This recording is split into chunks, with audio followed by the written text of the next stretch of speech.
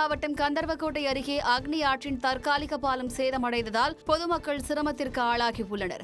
கொத்தகப்பட்டி ஆண்டியப்பட்டி இடையே அக்னி ஆற்றின் குறுக்கே அமைக்கப்பட்ட தற்காலிக பாலம் வெள்ளப்பெருக்கு காரணமாக சேதமடைந்துள்ளது. இதனால் இரு கிராமங்களுக்கு இடையே போக்குவரத்து துண்டிக்கப்பட்டதால் அத்தியாவசிய தேவைகளுக்கு கூட 10 கிலோமீட்டர் சுற்றி செல்ல வேண்டிய நிலை உள்ளதாக பொதுமக்கள் வேதனை தெரிவித்தனர். தொடர்ந்து உடனடியாக ஆற்று பாலத்தை சரி செய்து தர வேண்டும் என பொதுமக்கள் கோரிக்கை விடுத்துள்ளனர்.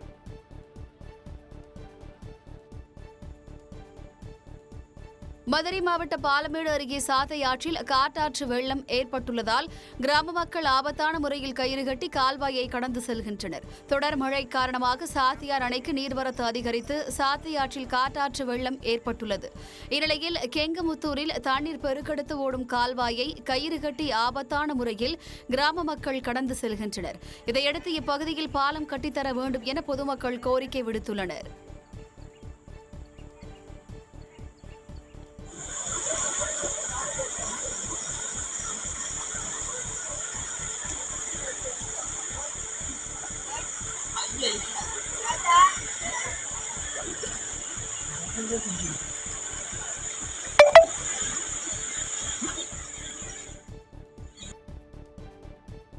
கடலூர் மாவட்டம் விருத்தாச்சலத்தில் வாய்க்கால் தூர்வாரப்படாததால் வேடப்பர் கோயில் வளாகத்தை மழைநீர் சூழ்ந்துள்ளதாக பொதுமக்கள் குற்றம் சாட்டியுள்ளனர். கஸ்பா ஏரியிலிருந்து மணிமுத்தாற்றில் உபரி நீரை வெளியேற்றும் ஓடை முறையாக தூர்வாரப்படவில்லை என கூறப்படுகிறது. இந்நிலையில் கனமழை காரணமாக ஓடையில் கரைபுரண்டு ஓடிய வெள்ளநீர் வேடப்பர் கோயில் வளாகத்தை சூழ்ந்தது. முழங்கால் அளவிற்கு தண்ணீர் தேங்கியுள்ளதால் பக்தர்கள் கோயிலுக்குள் செல்ல முடியாத நிலை உருவாகியுள்ளது. இதையடுத்து வெள்ளநீரை வெளியேற்ற மாவட்ட நிர்வாகம் நடவடிக்கை எடுக்க வேண்டும் என கோரிக்கை எழுந்துள்ளது. திருவண்ணாமலை மாவட்டம் மந்தவாசி பொன்னூர் ஏரி மதகு அருகே ஏற்பட்ட உடைப்பை விவசாயிகளும் பொதுப்பணித்துறை பணியாளர்களும் இணைந்து அடைத்தனர். பொன்னூர் ஏரி மதகு அருகே உடைப்பு ஏற்பட்டு தண்ணீர் வெளியேறி விளைநிலங்களுக்குள் புகுந்துள்ளது. 150 ஏக்கர் நெற்பயிர்கள் நீரில் மூழ்கியதால் விவசாயிகள் வேதனை அடைந்திருக்கின்றனர். தொடர்ந்து பொதுப்பணித்துறை ஊழியர்கள் விவசாயிகளுடன் இணைந்து ஏரி மதகின் அருகே ஏற்பட்ட உடைப்பை சரி செய்தனர். சிவகங்கை மாவட்டம் பெரியகோட்டையில் கண்மாய்கள் நிறைந்து மறுகால் பாய்ந்த நீர் வயல்கள் குடியிருப்பு பகுதிகளுக்குள் புகுந்ததால் கிராம மக்கள் சிரமத்திற்கு ஆளாகியுள்ளனர். சேதமடைந்த பயிர்களுக்கு உரிய இழப்பீடு வழங்க வேண்டும் என விவசாயிகள் கோரிக்கை விடுத்திருக்கின்றனர். வழுதினி கண்மாய் பெரியகோட்டை கண்மாய்கள் தூர்வாரப்படாததே இதற்கு காரணம் என கிராம மக்கள் குற்றஞ்சாட்டியிருக்கின்றனர். இதை அறிந்து வந்த வருவாய்த்துறையினர் பொதுமக்களுடன் இணைந்து ஜேசிபி இயந்திரங்கள் உதவியுடன் தண்ணீரை வெளியேற்றும் பணியில் ஈடுபட்டிருக்கின்றனர். திருச்சி மாவட்டம் திருவரம்பூர் அருகே 1000 ஏக்கர் பரப்பளவிலான சம்பா நெற்பயிர்கள் தண்ணீரில் மூழ்கியுள்ளதால் விவசாயிகள் கவலை அடைந்திருக்கின்றனர்.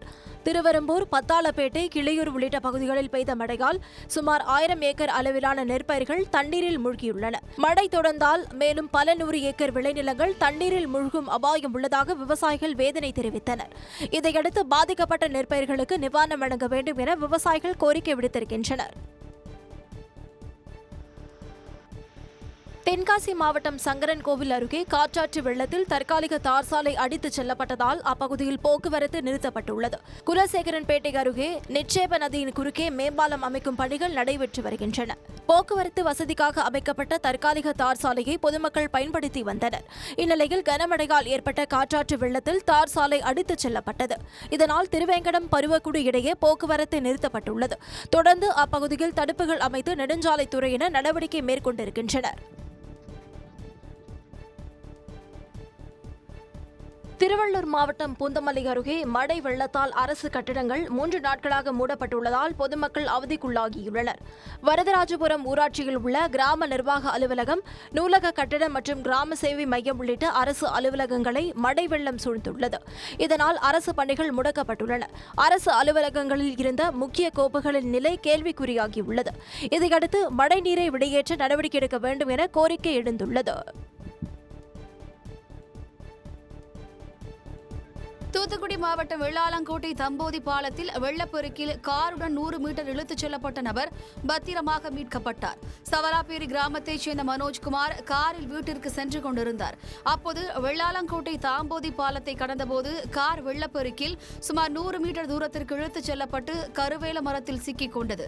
தொடர்ந்து கார் மீது ஏறி நின்ற மனோஜ்குமாரை அப்பகுதி இளைஞர்கள் இணைந்து ஜேசிபி வாகனத்தில் சென்று பத்திரமாக மீட்டனர்.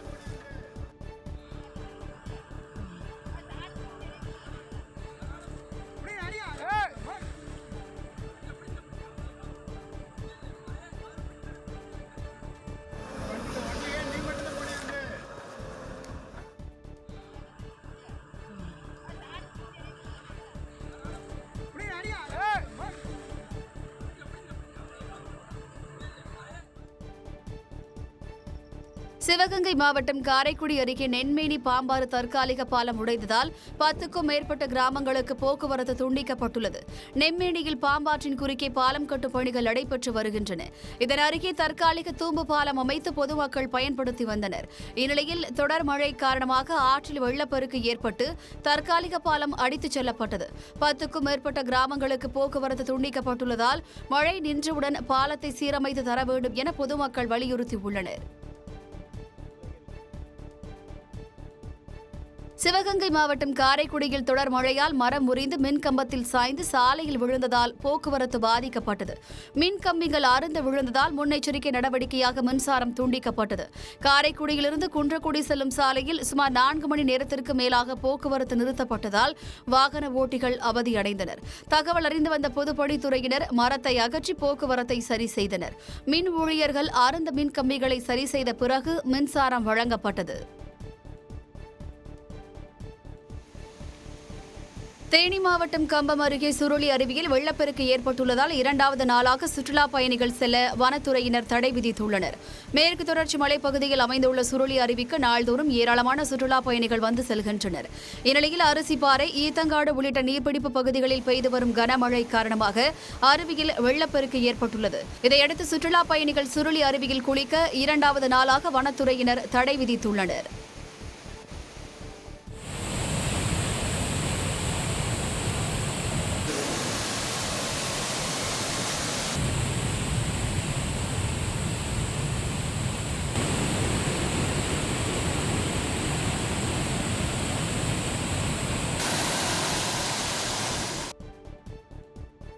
தேனி மாவட்டம் போடிநாயக்கனூர் அருகே கொட்டக்குடியாற்றில் காட்டாற்று வெள்ளம் ஏற்பட்டு பிள்ளையார் நீர்வீழ்ச்சியில் தண்ணீர் ஆர்ப்பரித்து கொட்டுகிறது. தொடர் கனமழை காரணமாக நீர்வரத்து அதிகரித்துள்ளதால் தடுப்பணைகளை தாண்டி தண்ணீர் சீறி பாய்ந்து வருகிறது. இதனால் பொதுமக்கள் தடுப்பணை பகுதியில் இறங்கவோ குளிக்கவோ முயற்சிக்க வேண்டாம் என்று காவல்துறையினர் எச்சரிக்கை விடுத்துள்ளனர்.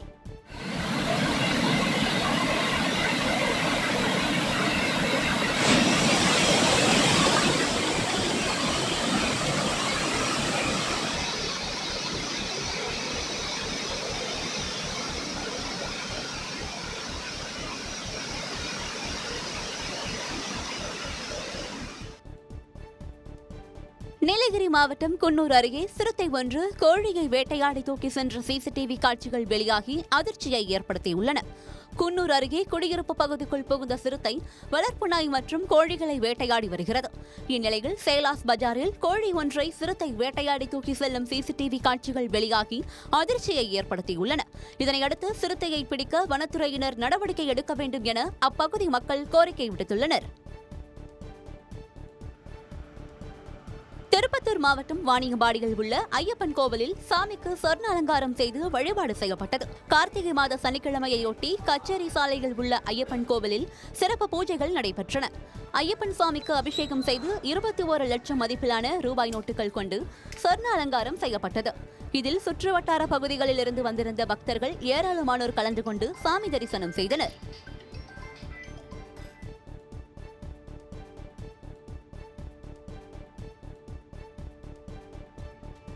தஞ்சாவூர் மாவட்டம் கும்பகோணம் அருகே திருநாகேஸ்வரம் நாகநாத சுவாமி கோயில் தேரோட்டம் வெகு விமரிசையாக நடைபெற்றது. கார்த்திகை கடை ஞாயிறு பெருவிழாவை முன்னிட்டு நாகநாத சுவாமியும் கிரி குஜாம்பிகை அம்பாளும் சிறப்பு மலர் அலங்காரத்தில் தேரில் எழுந்தருளினர்.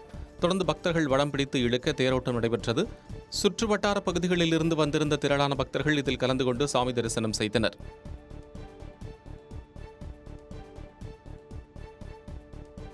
திருப்பத்தூர் மாவட்டம் ஆலங்காயம் அருகே ஆடுகளை திருட முயற்சித்தவர்களை கிராம மக்கள் பிடித்து காவல்துறையினரிடம் ஒப்படைத்தனர். பீமக்குளம் பகுதியில் சுந்தரம் என்பவருக்கு சொந்தமான ஆடுகளை மர்ம நபர்கள் திருட முயன்றனர். அந்நேரம் சுந்தரத்தின் வளர்ப்பு நாய் குறைத்ததால் சந்தேகமடைந்த சுந்தரம் வெளியே வந்து பார்த்தார். அப்போது இருவர் ஆடுகளை திருடிச் செல்வதைக் கண்டு அதிர்ச்சியடைந்த அவர் பொதுமக்கள் உதவியுடன் கொள்ளையர்களை பிடித்து கம்பத்தில் கட்டி வைத்தனர். தகவல் அறிந்து வந்த போலீசார் இருவரையும் காவல் நிலையம் அழைத்துச் சென்று விசாரணை நடத்தி வருகின்றனர்.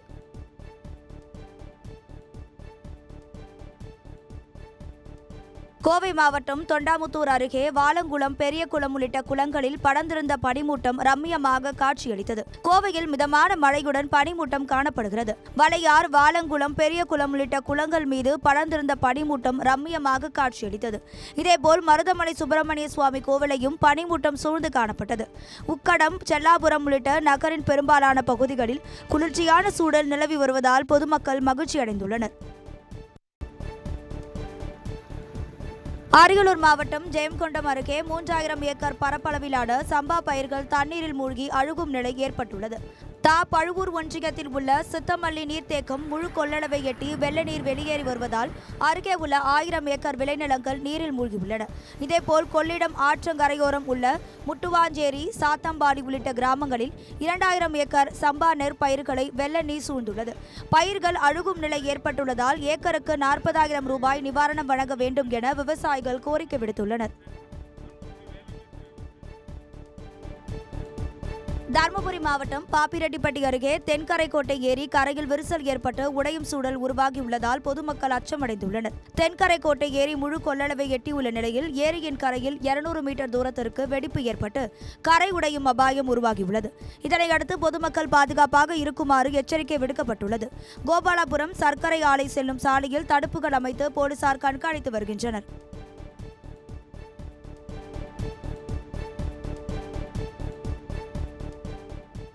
கடலூர் மாவட்டம் விருதாச்சலம் மணிமுத்தாறு கரையோரம் உள்ள வீடுகள் ஒவ்வொன்றாக இடிந்து விழுவதால் பொதுமக்கள் வேதனையடைந்துள்ளனர். 10 நாட்களுக்கு மேலாக மணிமுத்தாற்றில் வெள்ளம் கரை உருண்டு விடுகிறது. இதனால் ஆற்றின் கரையோரம் அமைந்துள்ள சந்நிதி வீதியில் உள்ள வீடுகள் ஒவ்வொன்றாக இடிந்து விழுகின்றன. இதுவரை 10 வீடுகள் இடிந்து விழுந்துள்ள நிலையில் அங்கு வசித்த மக்கள் செல்ல இடமின்றி தவித்து வருகின்றனர். இதையடுத்து ஆற்றங்கரையோரம் உள்ள மக்களை முகாம்களில் தங்க வைக்க வேண்டும், நிவாரணம் அவர்களுக்கு வழங்க வேண்டும் என்ற கோரிக்கை எழுந்துள்ளது.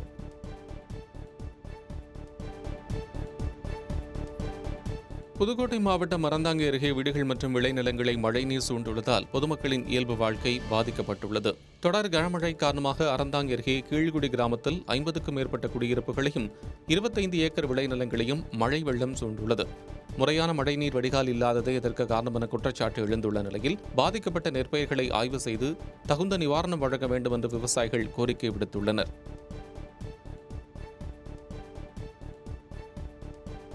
சிவகங்கை மாவட்டம் காரைக்குடி அருகே வெள்ள நீரில் மூழ்கியுள்ள தரைப்பாலத்தை பொதுமக்கள் ஆபத்தான முறையில் கடந்து செல்கின்றனர். சாக்கை கண்மாய் நிரம்பி மறுகால் பாயும் வெள்ளம் சுட்டி நெல்லிப்பட்டி தரைப்பாலத்தை மூழ்கடித்துச் செல்கிறது. இருப்பினும் அவசர தேவைகளுக்காக பொதுமக்களும் வாகன ஓட்டிகளும் ஆபத்தான முறையில் தரைப்பாலத்தை கடந்து சென்று வருகின்றனர். இதையடுத்து பகுதியில் மேம்பாலம் அமைக்க அரசு நடவடிக்கை எடுக்க வேண்டும் என்று பொதுமக்கள் கோரிக்கை விடுத்துள்ளனர்.